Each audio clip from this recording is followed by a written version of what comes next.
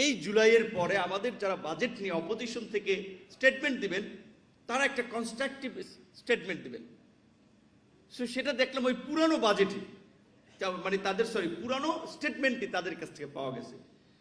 আমি অর্থনীতির অত মানুষ না, মাহবুবুল্লাহ স্যার আছেন উনি বলবেন, কিন্তু বেসিক বা কমন সেন্স থেকে আমি যেটা দেখি, এই আমরা দীর্ঘদিন ধরে যেটা বলে আসছি যে বাজেটে শিক্ষা এবং স্বাস্থ্য খাতকে সর্বোচ্চ অগ্রাধিকার দেওয়া উচিত, এই বাজেটে সেটা দেওয়া হয়েছে।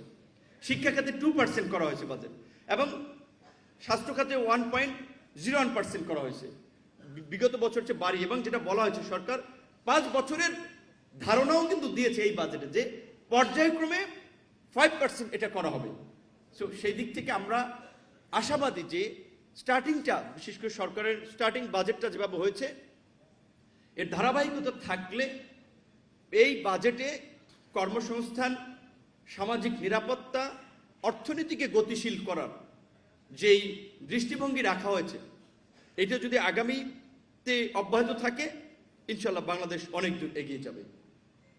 এইখানে সরকার তার দুর্বলতা বা তার কোন কোন জায়গায় একটু বিশেষ অ্যাটেনশন দেওয়া দরকার সেটা বাজেট বক্তৃতা অর্থমন্ত্রী বলেছেন।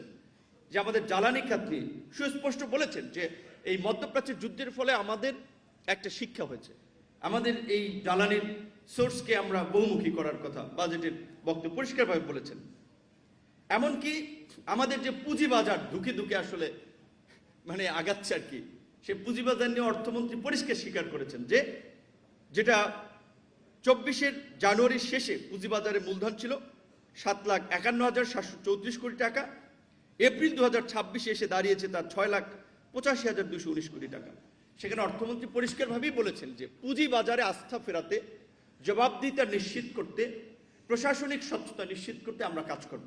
শুধু পুঁজিবাজার না, এইভাবে অর্থনৈতিক এবং বিশেষ করে আমাদের দেশীয় আপনার উৎপাদনকে বিকাশ করার জন্য, দেশীয় ইন্ডাস্ট্রিকে গ্রো করার জন্য অনেক জায়গায় কর ছাড় দেওয়া হয়েছে।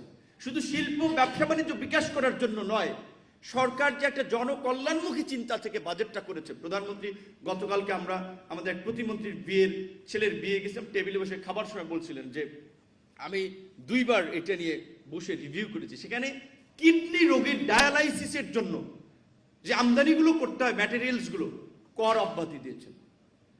কিডনি ডায়ালাইসিসের মতো আরো কয়েকটা রোগের একটা মানুষ তো প্রকৃততে ফিল করলে এই ধরনের সিদ্ধান্তে যেতে পারে। সুতরাং এই বাজেটকে কনভেনশনাল স্টেটমেন্ট দেওয়া এই বাজেট নিয়ে আমি মনে করি এটা বিরোধী দলের আই থিঙ্ক আমার মতে ওয়াইজ ডিসিশনটা সরকার দিতে পারেন, তাদের রাইটস আছে, এটাকে আমি সেটা অ্যাপ্রিসিয়েট করবো। কিন্তু আমি বলছি এটা গতানুগতিক না। আরেকজন বলছে যে এটা চানাচুর বাজেট, মানে হচ্ছে এই আপনার দেখতে খেতে সুস্বাদু কিন্তু পুষ্টি নেই। না, এই বাজেটে অনেক পুষ্টি আছে।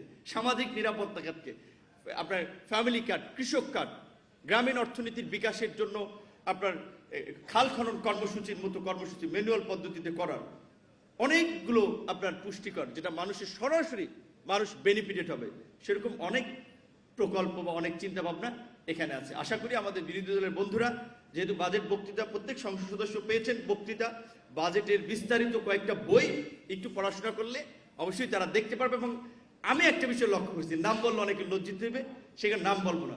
সংসদে যখন বাজেট দেয় বিভিন্ন পয়েন্টে যখন অর্থমন্ত্রী বক্তব্য রাখছিলেন, বিরোধী দলের অনেক সংসদ সদস্য কিন্তু টেবিল চাপড়িয়ে সমর্থন করেছে। দ্যাট মিনস তাদের এই আইডিয়াগুলো পছন্দ হয়েছে, এই পদক্ষেপগুলো। আশা করি বিরোধী দলের বন্ধুরা এই শুধু তর্কের খাতিরে সাইফুল ভাই যেটা বলেছে, আমার বইলা বুঝাইতে হবে যে আমি তো বিরোধী দল, তুমি কি চোখে দেখো না?